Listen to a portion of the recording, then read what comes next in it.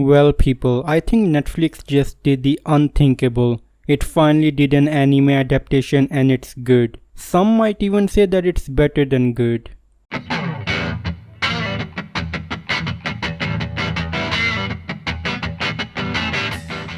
Hello everyone, this is ICBs here and today we are going to talk about Netflix's adaptation of One Piece. But before we get started, don't forget to hit the like and subscribe button. Now I am just as surprised as you are that this adaptation kind of works. I want you guys to pretend to be in a world where this adaptation and Cowboy Bebop's adaptation didn't exist and honestly tell me which would have made a better live action adaptation. Obviously Cowboy Bebop, right? No one.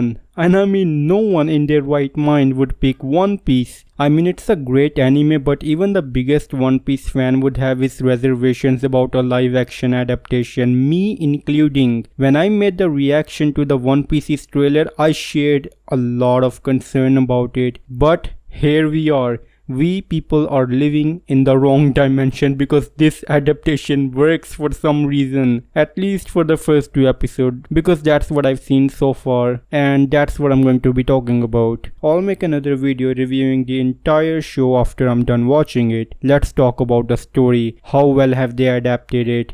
Good. Yeah, as simple as it can be, it's good. In fact, from what I've heard, this show has added some things that were missing from the original anime series. That's a massive plus because this series is not only aiming to be as good as the original anime but be better than it. That is a big goal, and we'll talk about it whether it succeeds with that goal or not. The story for the most part does not feel rushed at all, which is a monumental feat to achieve. If you watched any other failed adaptation of any anime, you would know that pacing is a big issue because the movies more often than not are forced to skip a lot of important information and plot points, and I'm definitely looking at Avatar: The Last Airbender, which had no business to exist. This show feels consistent. It feels like you can follow a lot of things even if you have not watched the original anime. But then again, if you have watched the original anime, you would appreciate the series even more because there are so many Easter eggs and the world building is flawless. Let's talk about the characters. So far I've only seen Luffy, Zoro and Nami and they all look really good. Even though I had a lot of reservations about them looking not cartoony enough and looking more like human beings, which is horrible.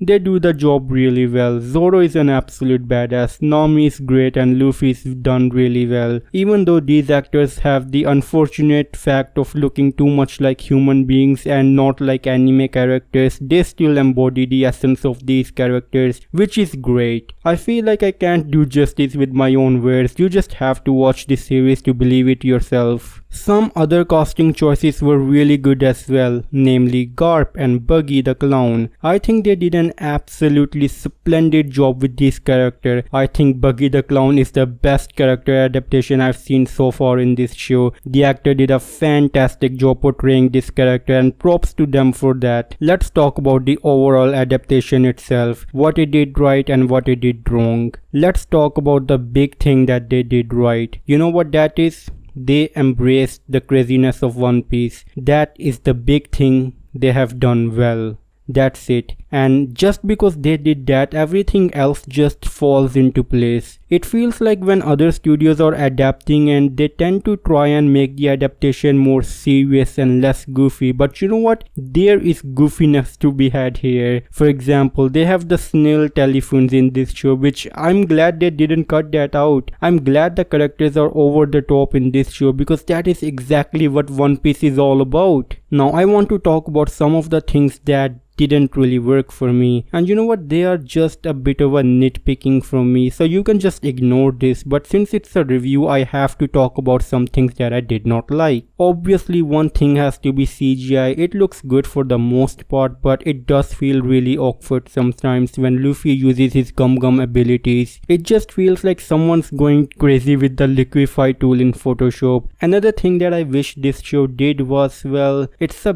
bit of a matter of a taste, but I wish that some characters were tall in this show. If you have watched One Piece, you would know that some characters are really tall in that show. And I really love that because it shows how powerful some of these characters are. I am talking about the three admirals, and I'm talking about Whitebeard, and I am talking about Goldie Roger. While I wouldn't say that he's that tall in the show, but he's definitely somewhat tall, and that's what makes him look like larger than life. Again, I think it's a matter of taste, and some people might prefer the way this show is doing things. But can you honestly say that if in the anime Doflamingo had the same average human height, would that make him as interesting of a villain? The shot of Luffy standing up to a really tall Doflamingo is one of my favorite. And can you honestly say that if Whitebeard is not made to be at least 7 or 8 feet tall in the show, would that really work? Because again, one of my favorite scenes is with him fighting at the Annie's lobby and just towering over the battlefield with his height. And I will say it again that the height in One Piece makes characters feel like they are larger than life. It makes them intimidating, it makes them scary and menacing. Another thing that I didn't like about this show was the scene where Shanks protects young Luffy from the sea beast. That scene is done really well in the anime, with Shanks looking